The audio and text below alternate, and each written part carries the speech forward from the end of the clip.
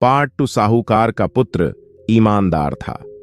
उसे यह बात सही नहीं लगी, इसलिए उसने अवसर पाकर राजकुमारी के दुपट्टे पर लिखा कि तुम्हारा विवाह तो मेरे साथ हुआ है, लेकिन जिस राजकुमार के संग तुम्हें भेजा जाएगा वह एक आंख से काना है।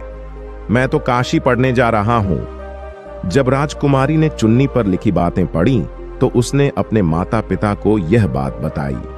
राजा ने अपनी पुत्री को विदा नहीं किया, फिर बारात वापस चली गई। दूसरी ओर साहूकार का लड़का और उसका मामा काशी पहुंचे और वहां जाकर उन्होंने यज्ञ किया। जिस दिन लड़का 12 साल का हुआ उस दिन भी यज्ञ का आयोजन था।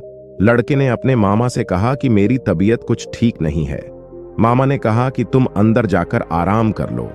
शिवजी के वरदानुसार कुछ ही देर में उस बालक के प्राण निकल गए। मृत भांजे को देख उसके मामा ने विलाप करना शुरू किया। संयोगवश उसी समय शिवजी और माता पार्वती उधर से जा रहे थे।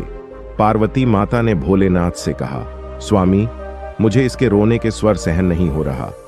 आप इस व्यक्ति के कष्ट को अवश्य दूर करें।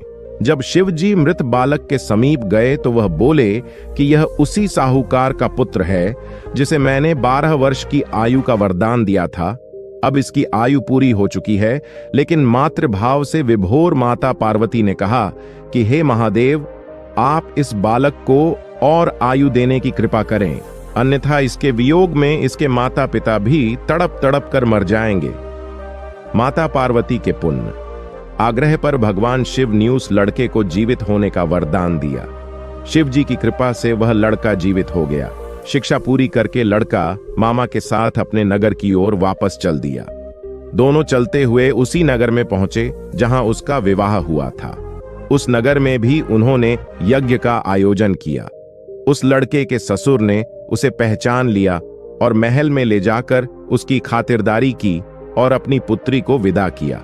इधर साहूकार और उसकी पत्नी भूखे प्यासे रहकर बेटे की प्रतीक्षा कर रहे थे। उन्होंने प्रण कर रखा था कि यदि उन्हें अपने बेटे की मृत्यु का समाचार मिला तो वह भी प्राण त्याग देंगे, परंतु अपने बेटे के जीवित होने का समाचार पाकर वह बेहद प्रसन्न हुए। उसी रात भगवान शिव ने साहूकार के स्वप्न में आकर कहा, हे श्रेष्ठी, मैंने तेरे सोमवार के व्रत करने और व्रत कथा सुनने से प्रसन्न होकर तेरे पुत्र को लंबी आयु प्रदान की है। इसी प्रकार जो कोई सोमवार व्रत करता है या कथा सुनता और पढ़ता है, उसके सभी दुख दूर होते हैं और सभी मनोकामनाएं पूर्ण होती हैं।